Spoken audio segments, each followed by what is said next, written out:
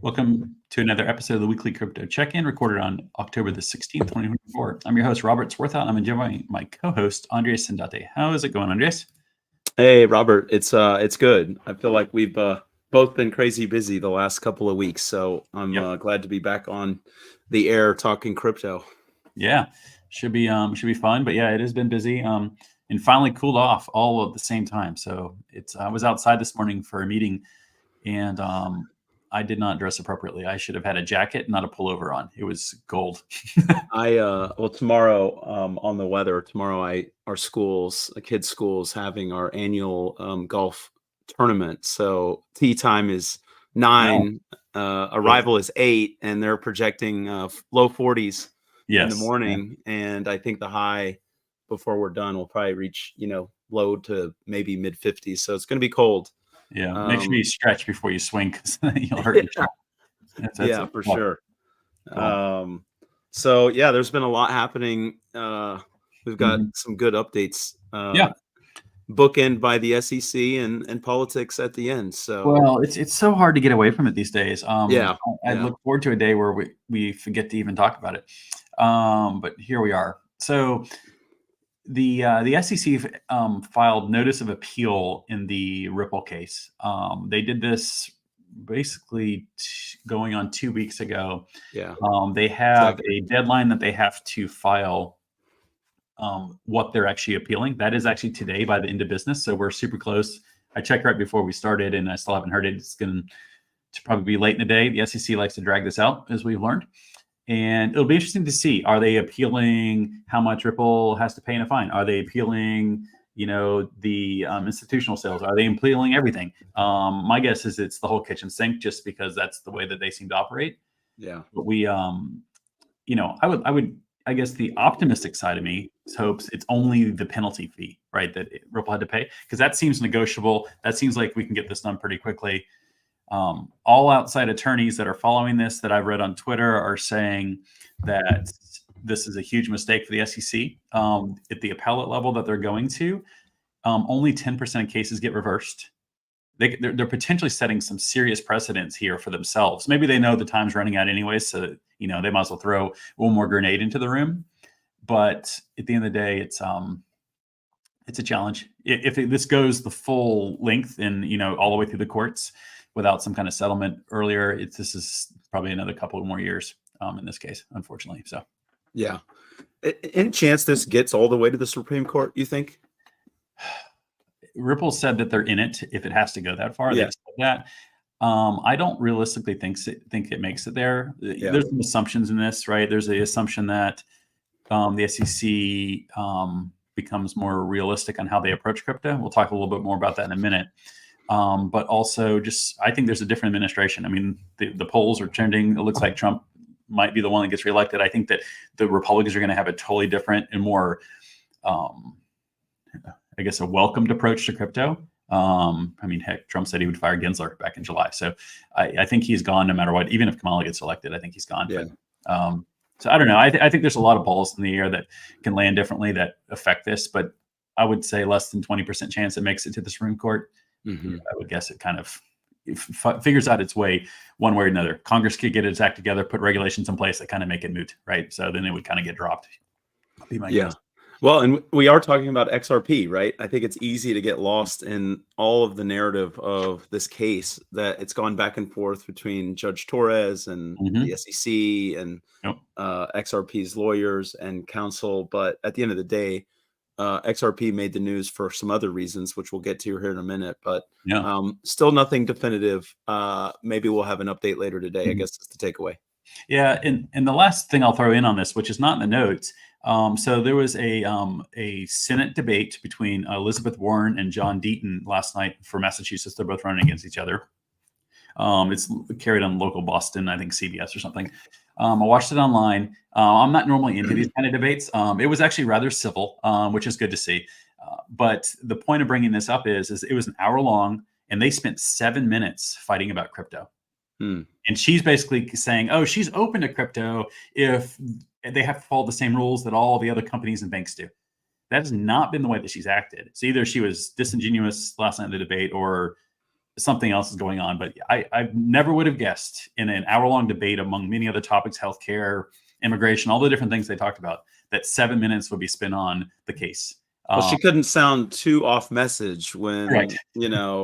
Vice President Harris comes out yesterday with her crypto policy. Yeah. So you don't want to be rowing in the same direction, right, as the potential president of the United States. So interesting timing and a unique, I guess, a different take than probably what people would have expected. I don't know if there's any connection, but you have to think that that's not totally a coincidence. Agreed. Yeah. So our second topic here. So we've talked about this in the past, in the last month or so, but now it's officially happening. The judge has certainly certified the case. So FTX is paying out to its customers for every dollar of value they had in their account as of, I believe, the middle of November of 2022. They're getting back $1.18. So an 18% increase, which is better than nothing, admittedly, better than less than $1. But you have to keep in mind the context is, had they had their own crypto or they got crypto back, it would be worth probably double. Right. And this is net of fees. And this is net of the attorney's fees, which I'm sure is not a small number. Yeah, the bankruptcy fees, the consulting, the banking, all the or not banking, but bankruptcy, rather, all the fees associated with this this case had to be exorbitant. I mean, there'll be a full accounting later, but it certainly would have put their return north of 18%. But at least for those that held on to their claims, they're getting dollars back plus a little bit. They're just having lost out on that opportunity cost of what the dollar could have earned had it been invested in crypto in a legitimate exchange. And I forget the exact number offhand. I think it's somewhere around $12 billion is being paid out. So that's a lot of liquidity potentially that you would think makes it way back into crypto. So as we kind of start nudging up here in October, and Bitcoin touched 68,000 a day the first time since July. And it seems to wanting to try to break out. We'll see how that happens over the next week or so. But it could be an interesting Q4. And this FTX payout, they have 60 days to get it all done. So it will certainly be wrapped up before the end of the year. Some people, some might say an early Christmas present. So, right. Yeah. I think that everybody, would like to see this chapter behind crypto. And so getting folks, quote unquote, whole plus a little bit all wrapped up before the end of the year in time for what it could be a new administration and a new chapter amidst this backdrop of crypto, at least Bitcoin, which we're going to talk about probably here shortly, but just big inflows here in recent days, and like you said, prices touching 68 with the potential some analysts predict to go much higher. Yep. So back to our true or false game, and I don't know if we're going to work this in every time we do podcasts, but I've been enjoying these. They're kind of fun little detour. So give me an answer, true or false here. The SEC wants 3+ years to fulfill a FOIA request in the Coinbase case. And before you answer, I probably should give a little clarity for listeners. FOIA, obviously, they're trying to get information from the SEC in this lawsuit that they're part of about what the SEC, how they deliberate on crypto. So that's your background. Yeah. Well, I know a little bit about FOIA. I have done a lot of requests over the years, and I know how to navigate the system better than probably the average person to get access to what are public records. Effectively, you have access to most of them.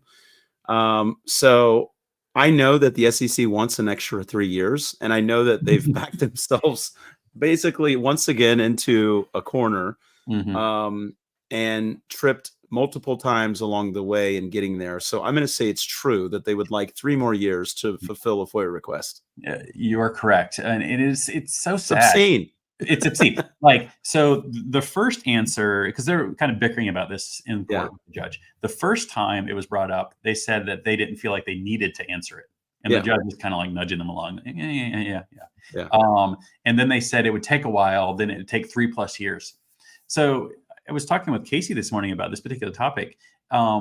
It's interesting to think about it in the context of the SEC is supposed to be suing people that they think have broken the law, broken regulations. Okay, and maybe Coinbase has here. I get that will be decided, but you could make a very strong case that the SEC is the one that should be sued for breaking the laws here, because like they are not fulfilling what Congress has put in place with the FOIA, and also just the way they're treating the crypto industry.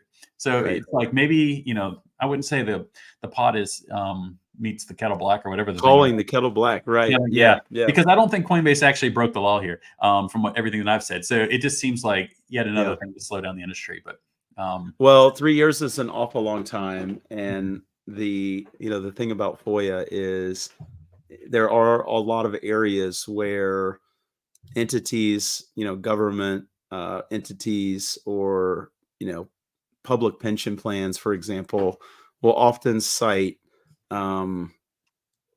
privacy laws, confidentiality, and other related points as to why they shouldn't have to fulfill a FOIA request. And so oftentimes in the context of the investment industry, what you hear are the public pension plans saying, we're not going to provide access to meeting minutes or the discussion points that the committee deliberated when making an investment decision. And oftentimes it's because the venture firms or the private equity funds have said, if you meet those requests, we will no longer offer you the opportunity to invest in our funds.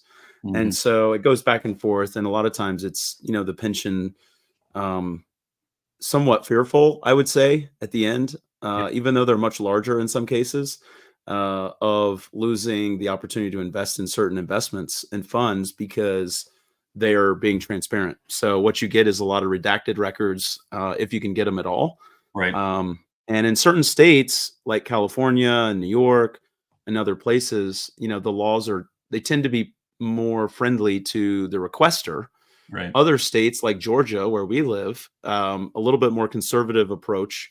They tend to say outright, no, you can access no records, you can access nothing, and you have no rights to anything. So it's interesting how this has made its way into this case.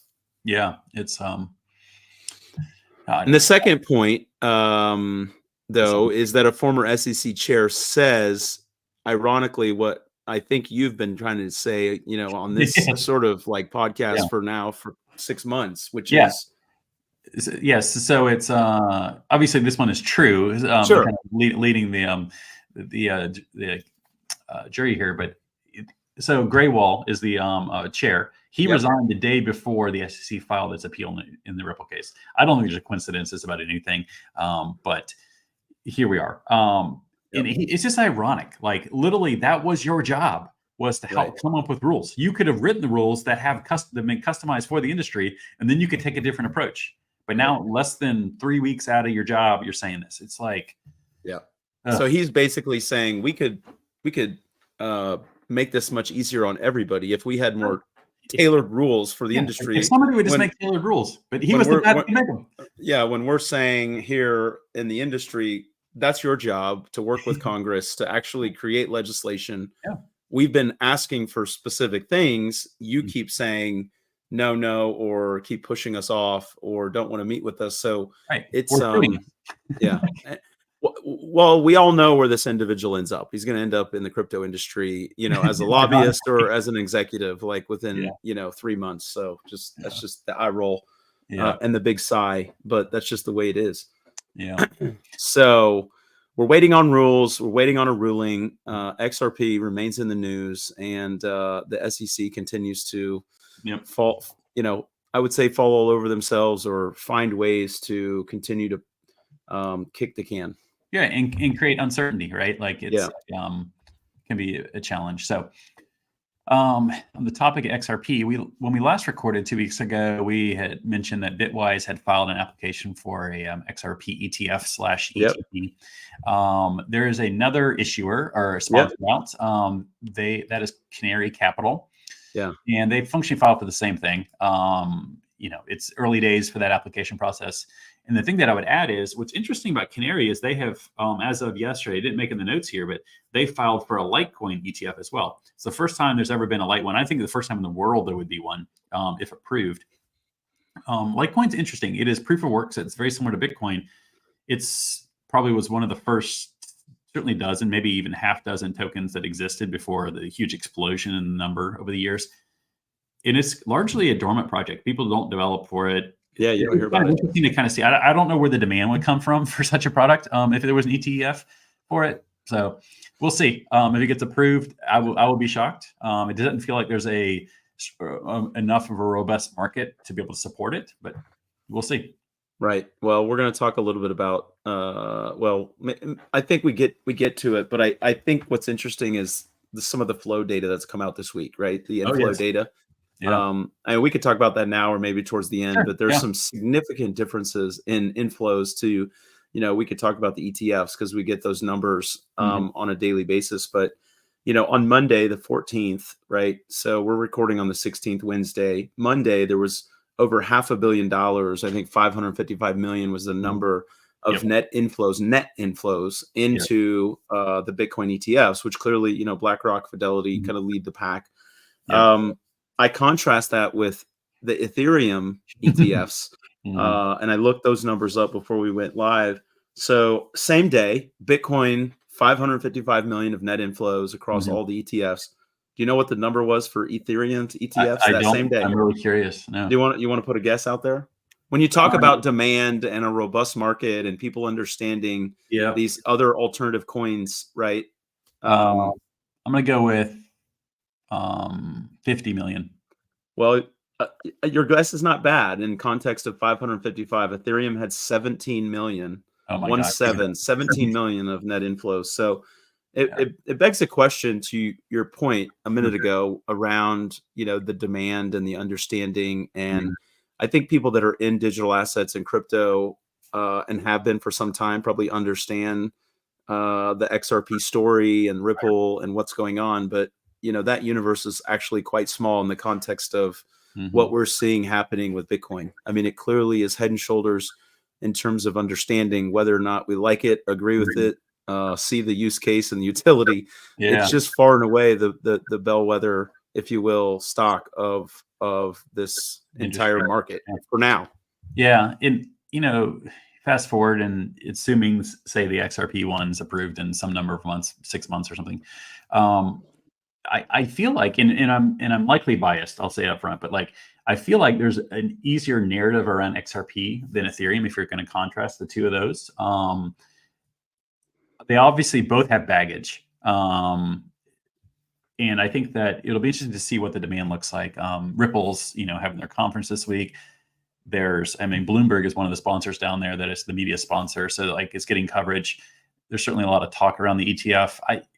Maybe we get it. I just don't know with this SEC, the same one that they're fighting on the lawsuit. It just seems like bad timing. So yeah.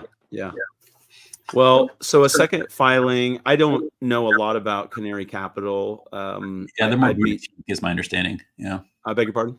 I think they're more boutique. Is my understanding. More boutique asset manager. Yeah. Well, I guess that's going to keep them in the news, right, with these two filings, and whether they get approved or not, I guess we'll have to see over the coming months. But interesting nevertheless. So let's talk about this headline below, though, the XRP ETF filing, which is the FBI creates a cryptocurrency to catch criminals. This is interesting. When I first read this, I was like shocked. Then I'm like, you know what? Nothing should shock me these days when it comes to the FBI and then adding crypto in it.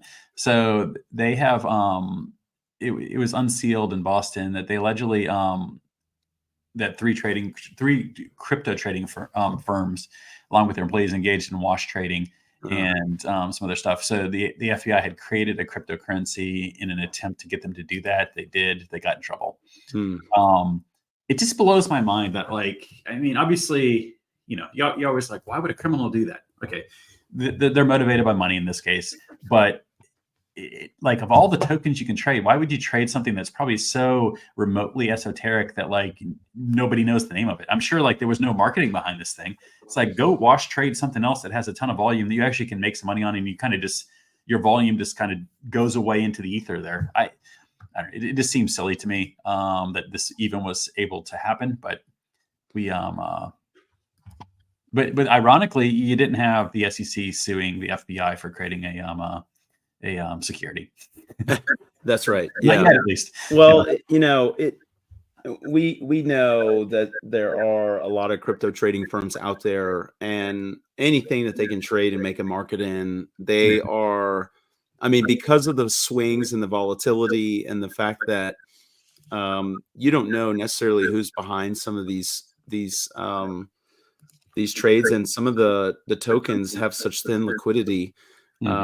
Yeah, and in a one sense, it's like, yeah, I'm impressed that the FBI was able to go and create basically a cryptocurrency, put it out there. Yeah. Not all that surprised at this stage of where we're at in crypto. I guess it's the equivalent of like a hyped penny stock.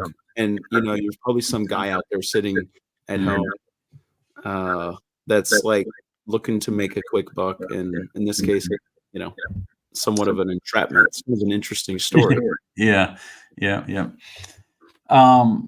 So our next topic, I found pretty, in some ways, shocking. So Schwab's survey on investing, they obviously is a very broad survey that they did, and of asset classes ETF investors plan to invest in going forward. Equities was 55% response rate. The second most popular at 45% was cryptocurrency. Yeah, I saw that. Oh my gosh. Bonds came in, bonds/fixed income came in at 44%. So effectively the same as crypto. Real estate was at 40 and international equities at 27. And then alternatives, I guess, is a more broad basket, all the way down at 19%. To think that enough people, I mean, maybe they're only thinking Bitcoin ETFs here. I can't imagine many people are thinking Ethereum ETFs. But to think that high of a percentage of people wanted to give that answer was pretty crazy. So, yeah, number one for millennials, crypto. yes. Number two for all investors was crypto. And yeah, other things that were in the top 5 or 6, you know, you had US equities, like you said, leading back, and then real assets, right? For those that are investing in real estate, infrastructure, was higher than international equities and higher than even just general alternatives. So, yeah. The Pretty well, stunning, as yeah, Bloomberg said. yeah, I actually just noticed one of the comments on his tweet response to him. You know, it's wild that Schwab has this data, but still yet hasn't launched crypto ETFs to its clients. Like, oh my gosh, is something blowing me in the face here? Yes. So. Well, I think it's a matter more of a win, and You would think. like maybe so much of this hinges on the outcome of the election, right? It seems like about every third or fourth email I get as an advisor is about election outcomes, prediction markets, or predictions about what's going to happen in the market. And yeah, I mean the betting polls, oh my gosh, are pointing more towards a Trump win. Like a 60-40 at this point. Right. Yeah, the national polls are pointing more towards a Harris win. So, early voting is underway here in Georgia. I happen to be driving by one of the polling locations. People are voting early in droves. So I think the turnout's going to be real high. I actually plan on doing that when we're done recording here. So there you go. I'm tired of getting all the texts. So I figured I'd go get my name off the list by voting early. Yeah. Cool. So last topic actually ends up in the politics arena again. So Kamala announced her crypto policy, and I put policy in quotes. So if you're listening, you don't really see it on our slide here. To call it a policy, it was super generous. It was when she was announcing 2 days ago that it was very focused. It was focused on Black men, because you could tell now she wants the Black vote.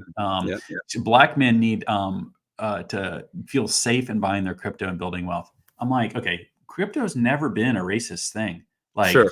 It may be old versus young, or maybe Republican versus Democrat, but never any race in it. It's a rather diverse community. To think that she all of a sudden whipped race into it, is this kind of like, really, like, do we have to do this? And it's just like, I heard that she had come out, and I just need to do a little bit more reading, but I heard she had come out and said that she was going to give remarks and basically announce some policies aimed at Right. helping reduce the unemployment level among Black Mm, males, yeah. increase economic opportunities. So Mhm. what you're saying is when she did actually make the speech and announce this, she layered in Right. It crypto was policies within that. I mean, if you were to lead it, or excuse me, read it very literally, what she, if you got a transcript of it, like as a white guy, I would think that she's not going to have a policy for me, but it's going to be for the black guys. Like, Interesting. I don't know if she necessarily intends it to be that literal, but like Yeah. it's open for that kind of reading. And this is said in the same speech where she said that for Black entrepreneurs, there's a $20,000 forgivable loan. I don't know. To me, that feels like, please vote for me. I'm going to give you $20,000. Mm. Um, I, I don't know. It just, I'm exhausted with politics season, and obviously we're at the tail end of it. But Yeah, we're down to the final. Yeah, we're down to the final weeks. I mean, yeah, I didn't think I was going to read that. Trump was going to go work a shift in McDonald's. I don't know if he's going to yes, work a shift in McDonald's, but I mean, I almost am at the point where I'm like, what can they think of next, right? Like, yeah, I mean, how much can I prove hmm to you that I get the plight of said group, right? right, And it just calls into question for those politicians that I know, because I mean, God, that's just on a somewhat local level, and this is at a national level. And I'm thinking, my goodness, like hmm where are they going to go next with these claims to try to appeal to the, I guess, to the base, or to the folks that are sort of, I guess they say, undecided. I think most people are decided at this point. right.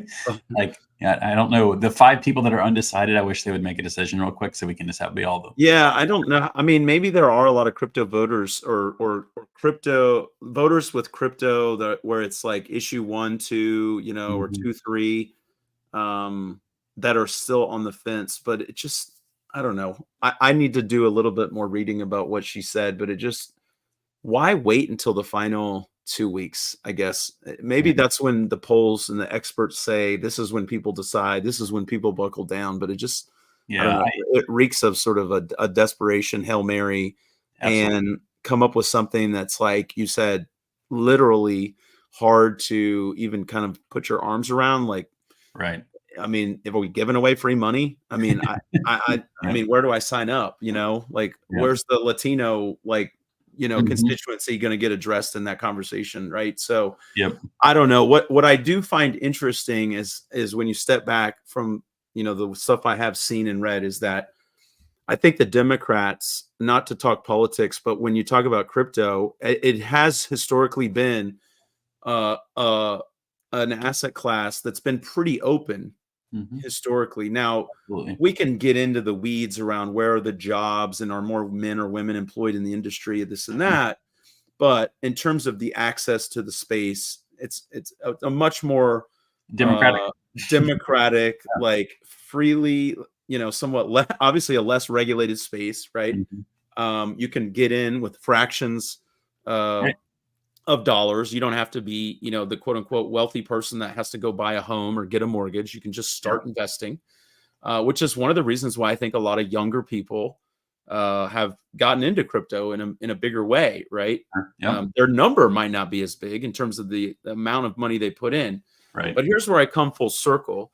I think where the Democrats, what I've been reading, where they have missed, is that they kind of banked on, or thought over these last 8 years, that the minority voter was mhm, just by default a Democrat. And I think right, Trump is proving that's not the case. it's There are 100%. bigger percentages of Latinos, bigger percentages of Blacks that are going to Mhm, vote for Trump in this election than I think Democrats, strategists, whoever, right, would have predicted 8 years ago. And certainly, I think we're going to find out in a few weeks, would have mhm, predicted in 2024.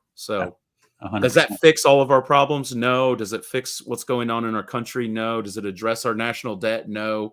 Mhm, Do either candidates have the perfect policies? no, Probably not. no, But I do think that Democrats probably missed a bit when, thinking 6, 8, 10 years ago, this is a base that we can sort of rely on. It's just changed. You mhm, know, Politics is tricky in that way. And yep, crypto within it is, very, very different. But clearly, as the Schwab numbers say, younger people see a future in wealth mhm, building within this space. yes. Full stop. right? Yep. I mean, it's their generation's opportunity to build wealth. I think they see, right or wrong, good or bad, but that they're putting dollars there. So if you're an advisor or you're somebody that is, I guess, trying to do more with that millennial Gen Z, Gen Y. I mean, they grew up with this stuff, and to think that they get super excited about international equities, I think is somewhat of a well, the numbers prove out that's going to be a more difficult sell. Yep. Agreed. Well, that's a wrap. So thanks for joining us on this episode of the Weekly Crypto Check-In. If you want to stay updated on future episodes, you can find us in any podcast player by searching Teton Crypto Capital or the Weekly Crypto Check-In. Take care.